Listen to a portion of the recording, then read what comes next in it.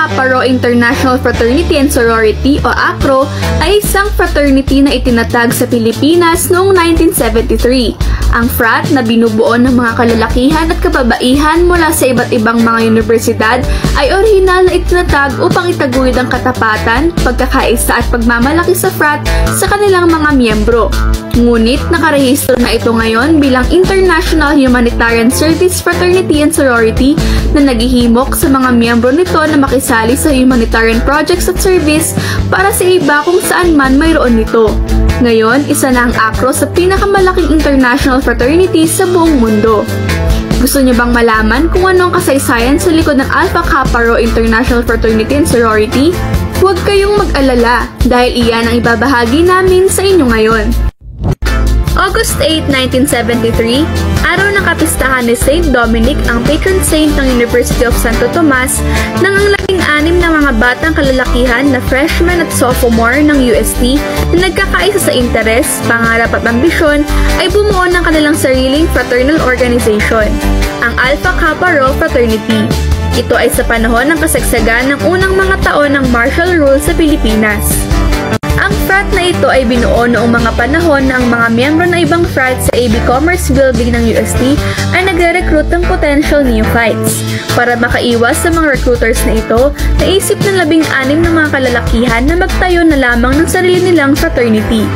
Pinamunuan ito ni Boy Chua, ang nakaisip ng ideya na bumuo ng sariling brand ng frat kasama nina Noli Manalo, Roger Sarmiento, Teddy Aves, Philip Balange, Tani Bernabe, James Bracewell, Monchet Cabrera, Philip Diman, Renato Go, Teddy Delara, Arnel Lim Lorenzo, Bismarck Kekep, Edwin Solano, Obet Patada, at Gil Villegas.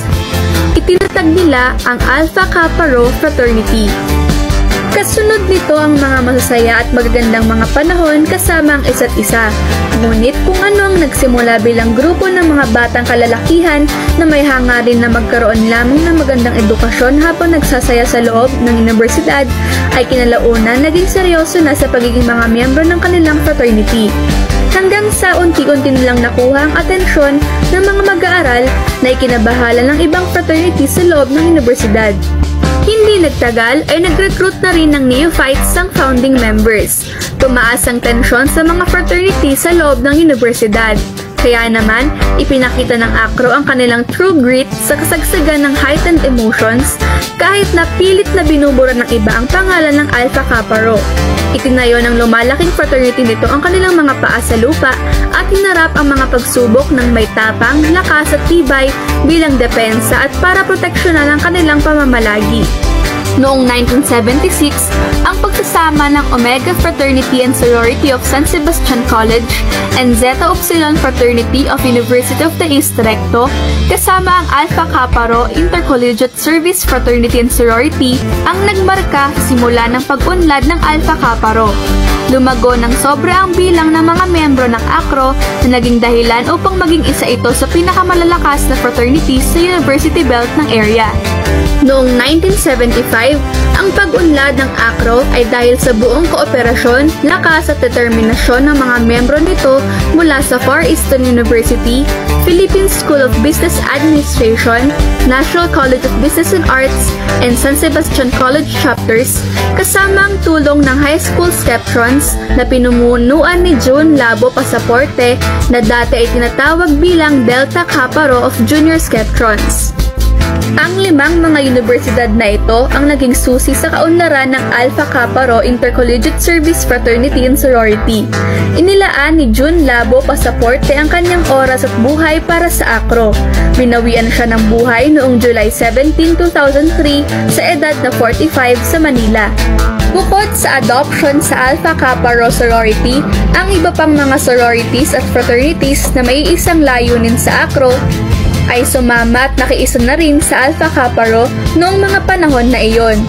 Mula sa mga pagsasama na ito, nabuo ang isang practice na naging hallmark ng frat. Ang kanilang tradisyonal na handmark at handclasp ang naging tipan na pinagkasunduan ng mga namumuno mula sa Alpha Kappa Rho at Omega Fraternity and Sorority, INC. Kasama ng kanilang mga brothers mula sa San Sebastian College, sina Alex Ramirez, Denny Ravara, Alex Manggubat, to name a few, at kasama ng mga officers of the founding members at ng officers of Alpha Kappa Rho, pinirmahan nila ang pledge para sa at in behalf of each other's group. Ang pagsasamang ito ay naganap noong September 1976 sa Rancho Marikina. Mula noon hanggang ngayon, dala-dala nila sa kanilang mga kamay ang marka ng synthesis, ang handclasp na nag-set ng matibay na bond at tunay na pagkakaisa nila sa ilalim ng iisang pangalan, ang Alpha Kappa Rho.